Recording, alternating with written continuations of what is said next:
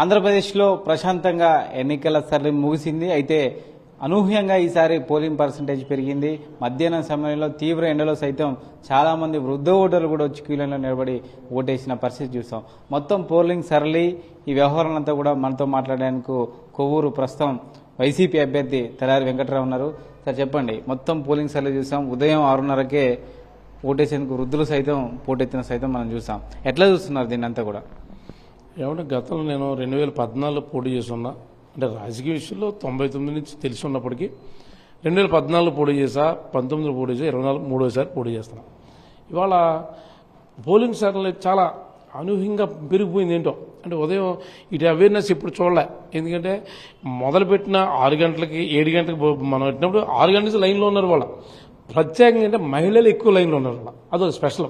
ఆ స్పెషల్ ఏంటంటే ఇవాళ జగన్మోహన్ గారు చేసిన సంక్షేమ పథకాలు మహిళల పేరు మీద పెట్టడం చాలా గ్రేట్. అంటే ఇవాళ ప్రతి సంక్షేమ పథకం మహిళల పేరు పెట్టారు.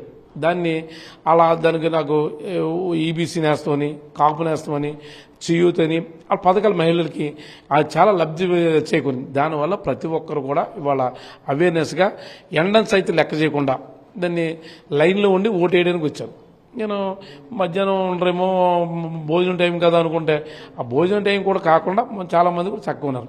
వాళ్ళు దాన్ని బట్టి చక్కని రీతిలో పర్సంటేజ్ కూడా మంచిగా పర్సంటేజ్ వచ్చింది. ఎందుకంటే ఇవన్నీ పర్సంటేజ్ రావడానికి, ఓటింగ్ జరగడానికి ఒక కారణం ఉంది. ఏదంటే అదే వాలంటీర్ వ్యవస్థ. వాలంటీర్ వ్యవస్థని చక్కని రీతిలో జగన్మోహన్ రెడ్డి అవలంబించాడు. దేశంలో ఎక్కడా లేదు. ఆంధ్ర రాష్ట్రం ఒకటే ఉందండి. ఆంధ్ర రాష్ట్రంలో ప్రతి 50 కుటుంబాలకు ఒక వాలంటీర్ వెళ్ళి వాళ్ళ చక్కగా అన్ని ఎక్స్ప్లెయిన్ చేయడం, అదేవిధంగా ఎవరు బతుకున్నారో ఎవరు లేరు అని ఓట్లు కూడా చేరదీయడం, వీటన్నిటికీ మంచిగా జరిగిందని నా నమ్మకం. ముఖ్యంగా కూటమి ఇప్పటివరకు ముస్లిం రిజర్వేషన్ల విషయంలో ఇప్పటివరకు నోరెత్తలేదు. ఉద్దేశం ఏంటనుకుంటారు? ఎందుకు దీనిపైన స్పష్టత ఇవ్వట్లేదు? భయం అనుకోవచ్చా? ఏమంటే కూటమికి అసలు ఏది సాధించలేని కొడుకు, ఓ పక్కన దత్తపుత్రుడు, ఈ రెండు ఉపయోగం లేదని లేటెస్ట్గా బీజేపీతో చేయగలిపాడండి. బీజేపీతో ఎప్పుడు కలిపాడో ఆ రోజు నుంచే ముస్లిం, క్రిస్టియన్లు ఇంకా మొత్తం టోటల్గా కూటమికి దూరమయ్యారు. ఇవన్నీ ఎందుకంటే వాళ్ళు ముస్లిమ్స్ని ఎప్పుడూ ఉద్ధరించింది లేదు. కానీ దివంగత ముఖ్యమంత్రి రాజశేఖర్ గారు ఉన్నప్పుడు కూడా గతంలో కూడా 4% రిజర్వేషన్ ఏర్పాటు చేసింది కూడా రాజశేఖర్ గారు ఏర్పాటు చేశాడు.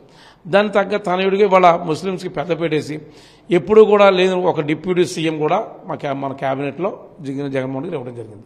అదేవిధంగా ఇవాళ ప్రతి ఒక్కరిని ఆదుకోవడానికి అన్నీ చేశాడు. కాబట్టి ఇవాళ ముస్లిం మైనార్టీలు కూడా చక్కగా జగన్మోహన్ గారికి సపోర్ట్ ఉన్నాడు.